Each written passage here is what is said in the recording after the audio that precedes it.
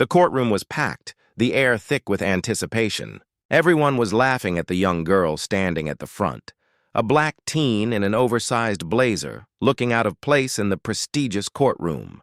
The judge had just made a mocking remark about her, a harmless joke that made the audience chuckle. But then, in a moment that would leave everyone breathless, she did something no one expected. She exposed an identity so shocking, it silenced the entire room. In that instant, the tide turned, and the laughter faded. No one knew what was coming next.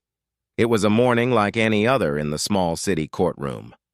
The judge, a seasoned man known for his sharp wit and unyielding demeanor, sat at the bench. The teen, dressed in a too large blazer, stood before him.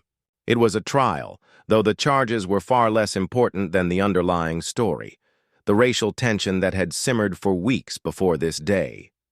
The young girl, who we will call Maya, had been raised in a difficult neighborhood where opportunities were scarce and racism was an everyday reality. Maya was nervous, standing there as all eyes turned to her. She had grown up in a system that had always looked down on her, a system that made her feel invisible, her worth diminished before she even spoke. But she wasn't just any teen. She was a survivor, and her life had prepared her for this moment, even though she hadn't known it until now. The judge, known for his sarcastic humor, couldn't resist poking fun at Maya's appearance, making a joke that, to him, was nothing more than a harmless comment. The audience laughed lightly, most not realizing the deep undercurrent of racial bias in the air. Maya's heart sank. It wasn't the first time she'd been ridiculed because of her race, and it wouldn't be the last. But there was something different this time.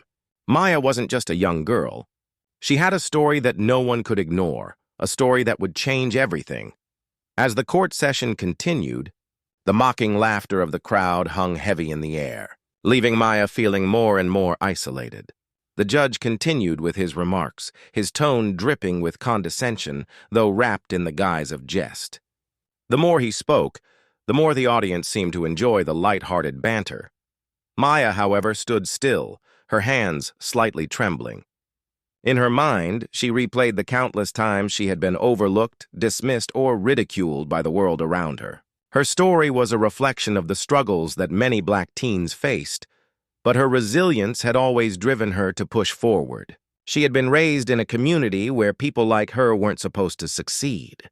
Yet here she was, standing in the courtroom, something she had dreamed of in her darkest moments. But it wasn't just about the courtroom. It was about the injustice she had witnessed throughout her life, the small ways society had treated her as less than, as inferior, the times when her worth was questioned or her intelligence doubted simply because of the color of her skin. Maya's mind raced. She had prepared for this moment in a way that few people could understand. She knew the judge's words, though hurtful, were not just isolated incidents. They were a reflection of a broader, deeply ingrained racial injustice. What made this moment even more difficult was that the people around her, sitting in the courtroom, many of whom were sympathetic but unaware, didn't fully grasp the weight of what was happening. To them it was just a joke, but to Maya, it was a reminder of how little respect the world had for her. Suddenly, as if on instinct, Maya raised her head. Her posture straightened, and the fear that had been churning inside her seemed to vanish. She had had enough of this. It wasn't just about herself anymore. It was about everything she had witnessed, everything her family had endured. Maya realized that in that very moment, she had the power to change the course of everything. Maya stepped forward.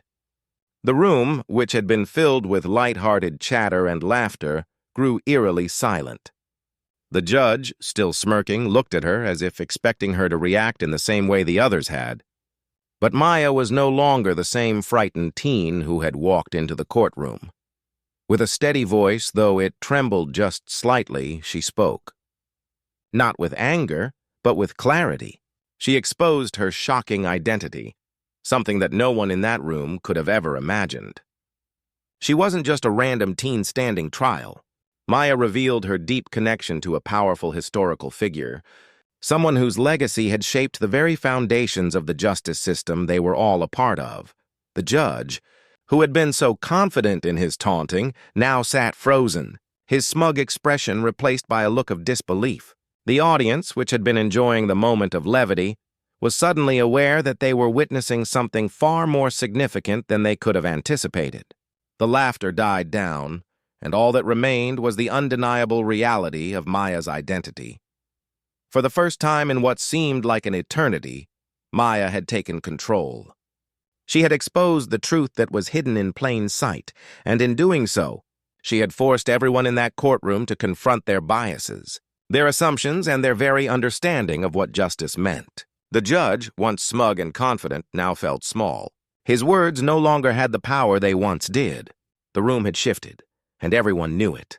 The tension in the room was palpable as Maya stood before the judge, her eyes locked on his, unflinching.